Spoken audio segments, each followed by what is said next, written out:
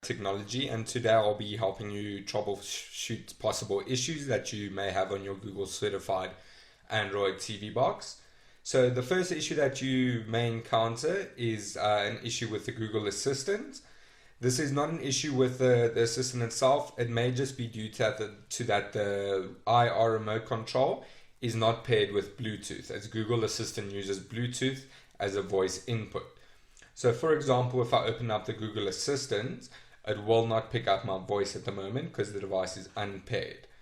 So all you have to do to solve this issue is go into settings, go into remotes and accessories, and you need to hold down the OK and minus volume key until remote ATV3 appears. Click on remote ATV3, wait for the device to pair, and then thereafterwards your Google Assistant will be working. So now if I open up the Google Assistant and search open DStv NOW. Opening DStv NOW. Then the device will open up DStv NOW. So another issue that you may encounter once setting up with your DStv NOW account is this very message. Video playback unavailable. Please ensure that you are using a Google certified device by going to the Google Play Store menu, settings, device verification. Alright, so if you are experiencing this issue, it is on occasion that the DStv servers do not pick up on the certification of the device. So all you have to do to solve this issue is go into your DStv NOW settings and sign out of the device.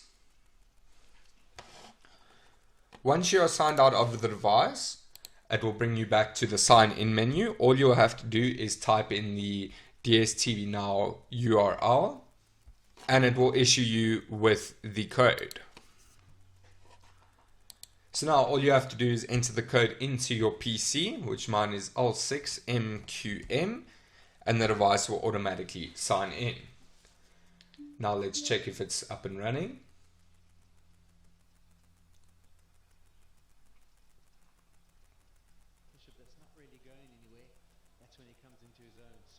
Alright, perfect. So if you do ever encounter this error, all you need to do is sign out of your DStv NOW account and sign back into it. Another thing to note is that if the device's power is fully shut down, the servers would have to reconnect and you will get the uncertified message again, to which you will have to sign in and out. So to prevent this step, all you will have to do is go into your advanced settings, go to power key definition, and make sure it's set to sleep now. So when you want to turn your device off, click your power definition key and it will go into sleep mode. In sleep mode, it will not lose connection to the DStv NOW servers. You will also be able to adjust your display settings and your screen size depending on the screen or the monitor or TV that you're currently using. So all you have to do is go into an advanced settings, display and screen position.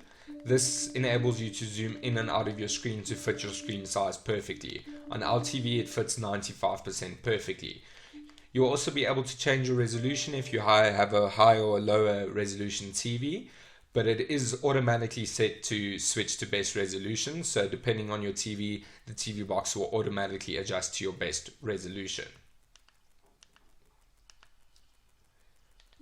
You an optional extra to add ATV launcher. So this is a simplified launcher if you're not too happy with the Android TV OS launcher. Now what this launcher does is it gives you block layouts of all your applications. You'll be able to move your favorite applications to where you'd like. This launcher does have many settings, such as you can configure it, you can show the icon, change your colors, make everything personalized to you.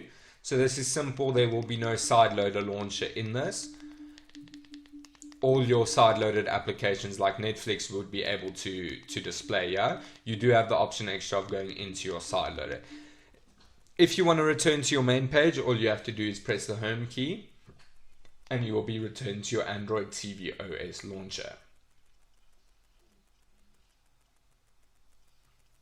Now, I hope you guys liked the video. Please don't forget to like and subscribe to our YouTube channel. Open Henrac Tech.